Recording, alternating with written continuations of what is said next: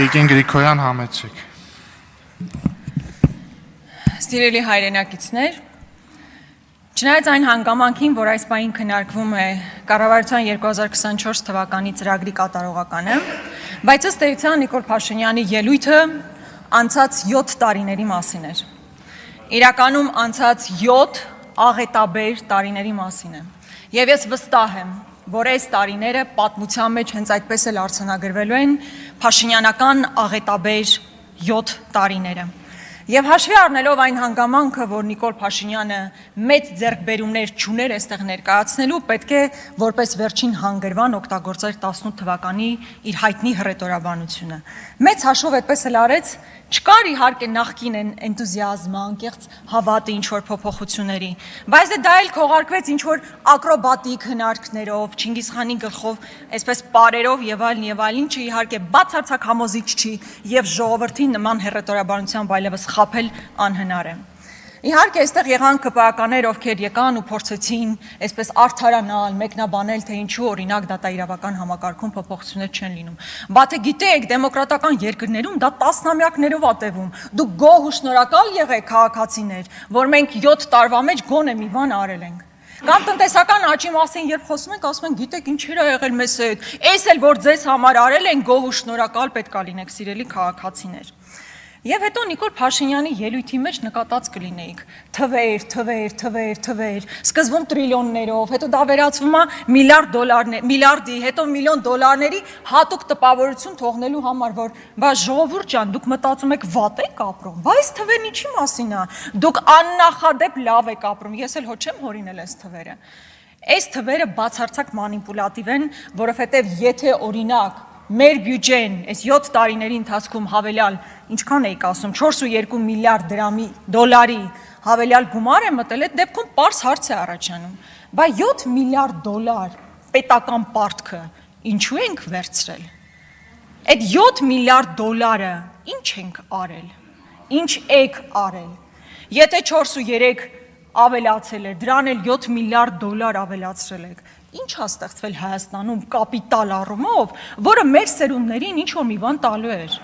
7 միլիարդով կարելի էր 3 հատ ատոմակայան կառուցել, Հայաստան-Իրան երկաթգիծ կառուցել, գազամուղ կառուցել, 1000 ու մի բան կարելի էր անել, ինչ եք արել այդ գումարով։ Եթե ասֆալտն եք հիմա առաջ բերելու, այդ ասֆալտը տեսել եք ոնց եք փռում։ Տարին նույն տեղը 5 անգամ փռում, հետ եք փռում։ Այնքան անորակ է այդ ամեն ինչը կատարվում։ Մեր հայրենակիցները պետք է իմանան, որ մինչև 2018 թվականին մեր պետական պարտքը եղել է 7 միլիարդ եւ 18-ից 25 թվականին գրեթե հասնում է արդեն 13 միլիարդի։ Եվ որպես արդյունք որևէ հստակ բան արձանագրված չի։ Այնպիսի ձեռքբերում, որը կարելի էր սերնդների համար թողնել։ Արտասահմանյան ներդրումների մասով ինչ ներդրում եք ապահովել մինչև հիմա Հայաստանի Հանրապետությունում։ Եթե օրինակ ամուսարը փորձեք հիշատակել, ապա ես ձեզ կասեմ, որ եթե 18 թվականին նույնիսկ ներդրողը կարող էր ամբողջ գումարը դնել շահագործելու համար հանքը, ապա հիմա այդ ներդրման 150 միլիոն դոլարը Հայաստանի Հանրապետության բանկերն են տվել, այն էլ կառավարության երաշխիքով։ Դա ինչ է նշանակում, որ Աստված մի արածցե, ինչ որ մի բան տեղի ունենա եւ շահագործումը կասեցվի, 150 միլիոն դոլարը մնալու է ոչ թե ձեզ վրա, Հայաստանի Հանրապետության ժողովրդի եւ մեր ապագա սերունդի վրա։ Որևէ գործարան մեծ առումով չի կառուցվել, չնայած նրան, որ խոստացել էիք, մետաղաձուլարան կառուցել, չկա, գազաբալոնների արտադրության գործարան, Սևանի շաքարում գործարան, հայկական հեռուստացույցների գործարան, Սեպու 1 ավտոմեքենաների գործարան, չկան, այդ ամեն ինչը հայտարարվել է, բայց տեղի չի ունեցել։ Այստեղ անդադար խոսում է, որ թոշակառուները հիմա ինչ-որ լավ են ապրում, որ թոշակները 22%-ով միջինը բարձրացել է, մոռանում են ասեն, որ ինֆլյացիան 25% է, այսինքն գնաճը 25% է, թոշակառուների գումարն էլ ավելացել է 22%-ով, այսինքն 18 թվականին թոշակառուն ավելի շատ բան էր կարողանում գնել, քան այսօր է գնում, սա ևս փաստ է։ Եվ հետո հարց է առաջանում, լավ, եթե այդքան բյուջեն լցրել եք, ամեն ինչ իդեալական է, Բայց դեպքում գլխով ոտքով քաղաքացու գրպանը մտնելը եւ ամեն վերջին կոպեկը քերելը ինչ նպատակ է հետապնդում։ Լավ, այսպես ընդհանուր վերցնենք, էլի, օրինակ 18 թվականից հետո Թունյան Բաբկենենց հարևան Պողոսը, չնայած ոնց հասկացանք դուք արդեն նորակառույց եք տեղափոխվել, այս վերջին ցույցերից այդպես նման մի արձանագրում կարող, եթե սխալվում եմ ամեն դեպքում։ Թունյան Բաբկենենց հարևան Պողոսի կյանքում ինչ է փոխվել։ Ասեմ ինչ է փոխվել։ Նախկինում, եթե իր գույքահարկի համար պայմանական օրինակ 20,000 պետք է վճարեր, հիմա վճարում է 60,000 դրամ 3 անգամ։ Պարոն Գաբրիելյան, մի ընդհատեք տեղից։ Հիմա վճարում է 60,000 դրամ, հաջորդ տարի վճարելու է 80,000 դրամ, 4 անգամ ավել գումար է վճարելու։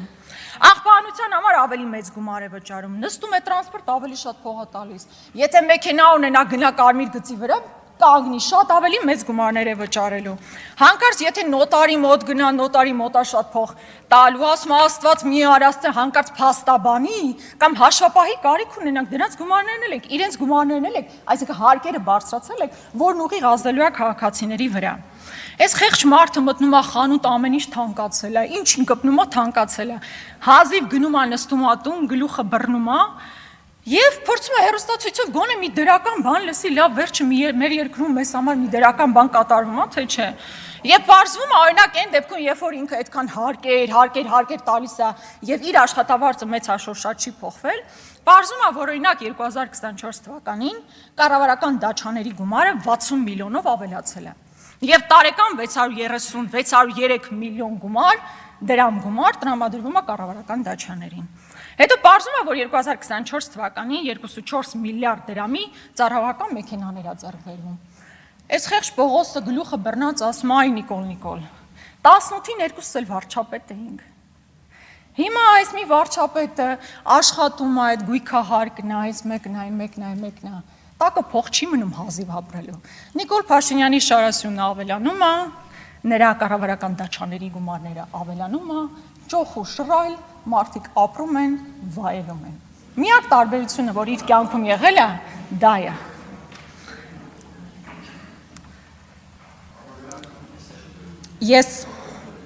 Ես էլ չասեմ են հանգամանքը,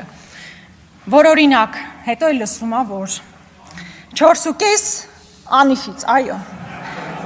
4.5 միլիարդ դրամ տրամադրվել է ֆլայ առնան ստեղծելու վրա, վատնվել է, կորսվել է, չկա, դատական հայցնել շալակել ենք։ 1.5 միլիարդ դրամ Ավինյանը իր կնոջ ընկերուհուն է տալիս։ Այնտեղ բանի դասարանցուն էլ ոնց որ 1 միլիարդի չափով գումար է տվել։ 2.7 միլիարդ դրամ Մոսկվա գրասենյակ է ուղարկվել։ Այնտեղ հարցում ենք անում, ասում ենք, ինչ պատասխան եք տալիս, ինչ որ արդյունք ստեղծվել է, թե չէ։ Որևէ պատասխան չկա։ Այդ անիֆում պարոն Եղոյան, տասնյակ հազարավոր դոլարով մարդիկ աշխատավարձ են ստացել։ Լավ, ձեզ չի հետաքրքրում այդ տասնյակ հազար դոլարով աշխատավարձը։ Եկել պարոն Գաբրիելյանն ասում է, մի քանի 100,000-ով ավելացվել է։ Տասնյակ հազարավոր դոլարներով մարդիկ գումար են ստացել, ոչ մեկ չգիտի այդ մարդիկ ով են, ու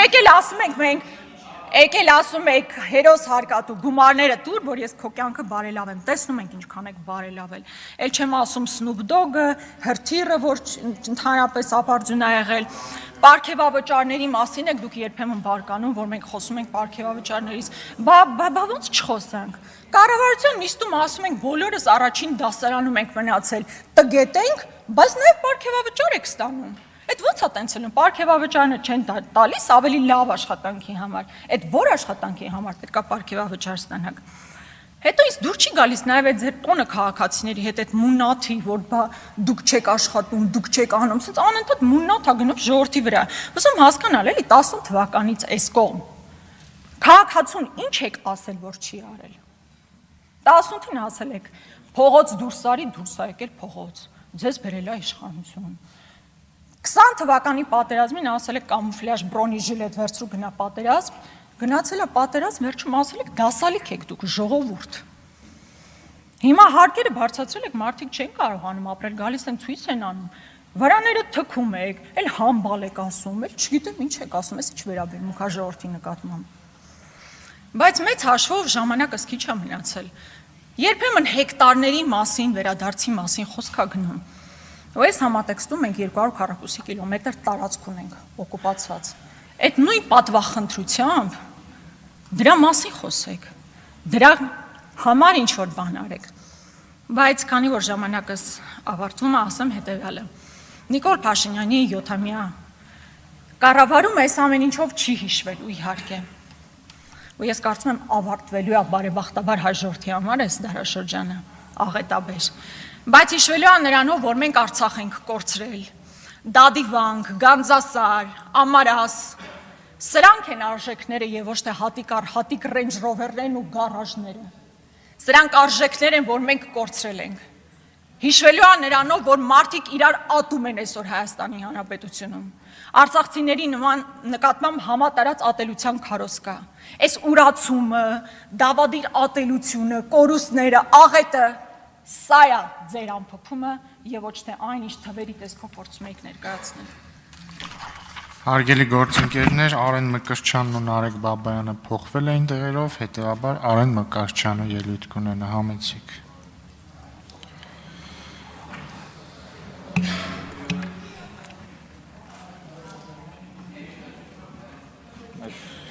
Ջուրը տարեք եմ։ Շնորհակալություն։